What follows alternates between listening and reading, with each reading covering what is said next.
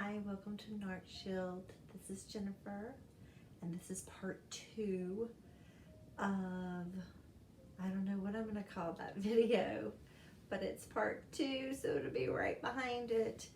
And basically I was talking about when we go no contact and when we create boundaries, how it upsets the toxic people that we've been in the relationships with.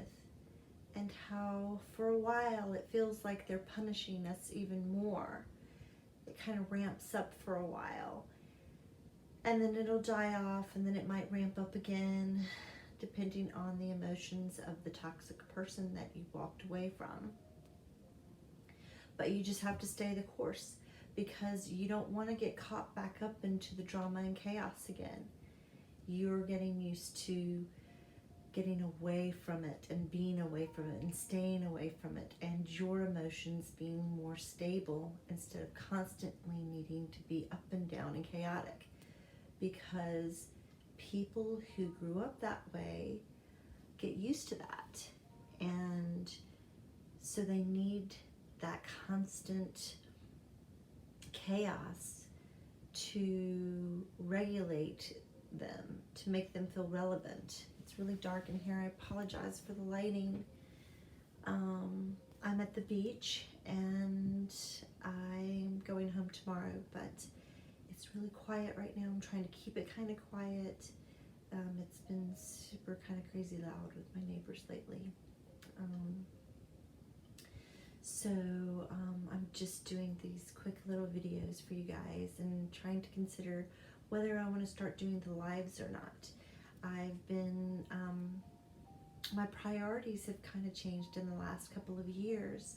I became a grandmother, and I don't go by grandma, but that's okay. I'm a grandma.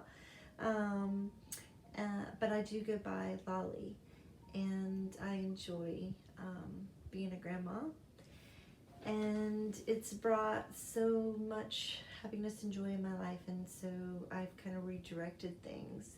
And my daughter's getting ready to have another baby, so that's going to be super exciting too. So I've been really busy, and I've healed so much. And I started talking about toxic relationships about 5 or 6 years ago, and so here we are today, and I'm thriving and doing so much better in my life, and I'm focusing on what's really important to me, and that's my family.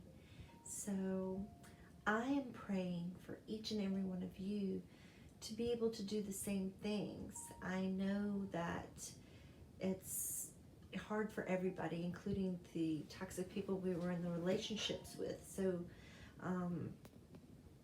they're hurting, and they have their own journey. They've got to go and figure their own way out, and hurting other people to make themselves feel better isn't the way. And unfortunately, if they have MPD, they're not going to be able to self-reflect and be able to acknowledge their part in things. So I swear I thought I cut that off. Hold on a second. Hold on. I swear I did. Okay, hold on. I'm in the bungalow, so it has one of these. That's what they call it, the bungalow. See if it cuts off. I swear I thought I cut it off. I didn't. You know what I did? I got distracted and I started packing. I thought I cut it off.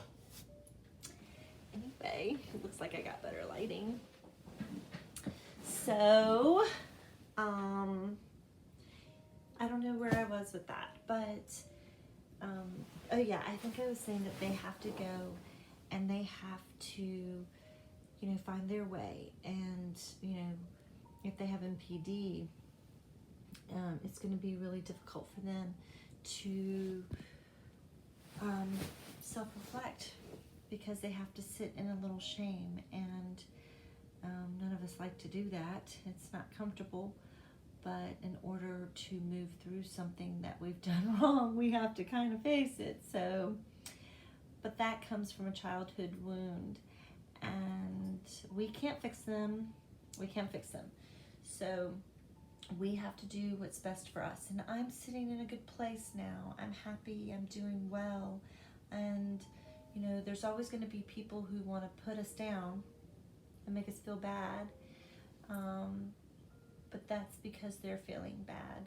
And so I feel for those people and care for those people. I do. But I can't be the punching bag. Not anymore. And even when nowadays, like, if somebody's mean to me, I just kind of laugh it off because I know me. I know who I am. I know my heart, and deep down they know my heart too. It's just that they don't want to look at it like that because it makes them feel bad. It's so weird. It's like I make somebody feel bad, but, or, you know, I'm saying I because I'm talking about me, but I mean, like, we want them to feel good, and we do so many things to try to make them feel good, and yet we make them feel bad. But the thing is there's nothing that we could do. Nothing. Maybe for a moment, but the game is always changing, and it's not a game that narcissistic people necessarily know they're playing. Some of them do. I definitely have some that talk to me and definitely know what they're doing and how they do and don't give a crap, and you know, but most don't, and that's because they can't acknowledge that they hurt people. They need it to be that everybody else is hurting them, and they do feel like everybody's hurting them because they're not getting their way, especially if we're creating the boundaries and we've moved on.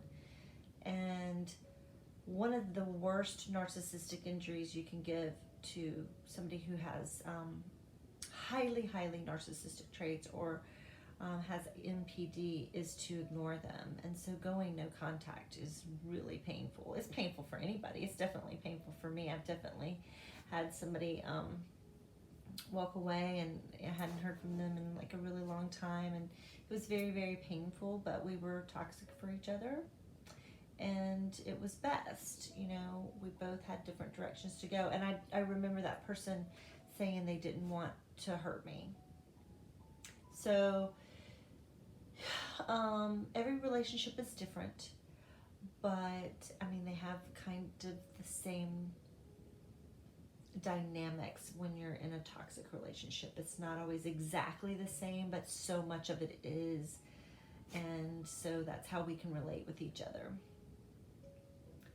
And the holidays is like the hardest time for many people, not just people who have personality disorders or, you know, high narcissistic traits.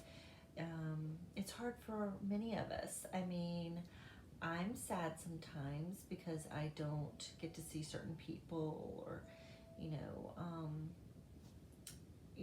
but the people that are really toxic, I hate to say it, but they are the loneliest.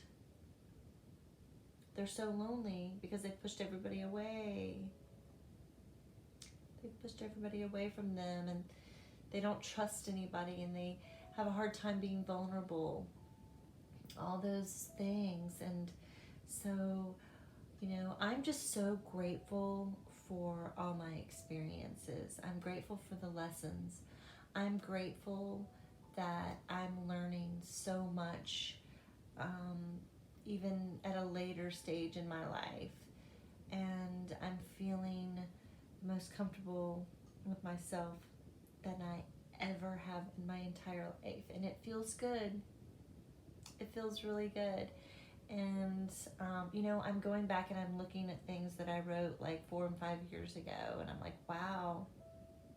And I'm kind of rewriting some of it. And,